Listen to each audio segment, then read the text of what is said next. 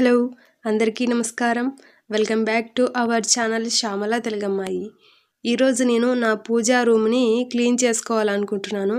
So first నా పూజా రూమ్లో ఉండే ఫోటోలు విగ్రహాలు అన్నీ పక్కన పెట్టాను. తర్వాత నీట్గా బూజులన్నీ దులిపేసి ఇక్కడ ఒక ముగ్గు ఉండేది, అది కూడా తీసేసాను. తర్వాత నీట్గా క్లాత్తో తుడిచాను అనమాట. తర్వాత నేను మీషోలో తీసుకున్నాను కదా, వాటిలో అన్నీ సర్దుకున్నాను అనమాట పూజా వస్తువులు. తర్వాత నేను ఇక్కడ ఒక పేపర్ అతికించాలనుకున్నాను. సో ఇది కూడా నేను మీషోలోనే తీసుకున్నాను. ఆ రోజు చూపించడం మర్చిపోయాను ఆ వీడియోలో.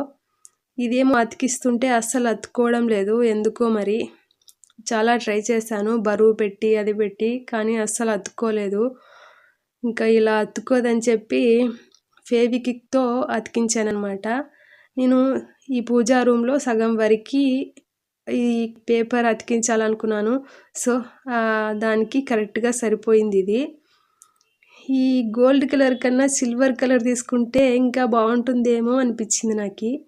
మీరేమంటారు కామెంట్ చేయండి. ఓకే, చూడ్డానికైతే బాగానే ఉంది.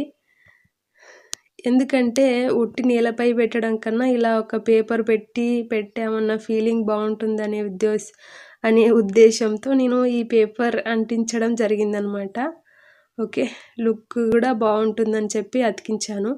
తర్వాత అతికించిన తర్వాత మనం పెట్టుకోవచ్చు. ఇంకా నేను ఫోటోలు విగ్రహాలు అన్నీ సెట్ చేసి పెట్టుకున్నాను అనమాట.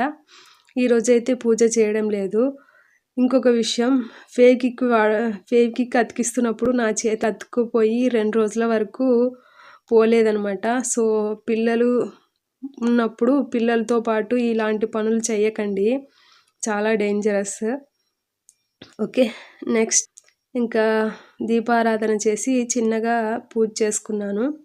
ఓకే, నా ఈ చిన్ని వీడియో మీకు నచ్చితే లైక్ చేయండి, కామెంట్ చేయండి. అలాగే నా పూజ రూమ్ ముందు బాగుందా, ఈ పేపర్ అంటించిన తర్వాత బాగుందా అనేది కామెంట్ చేయండి. అలాగే మీకు నా పూజా రూమ్ టూర్ కావాలంటే కామెంట్ చేయండి. అంటే నేను ఎలా ఏమేమి సర్దుకున్నాను, ఏమేమి వస్తువులు నా దగ్గర ఉన్నాయి అనేది ఒక వీడియో చేస్తాను. Okay, thank you.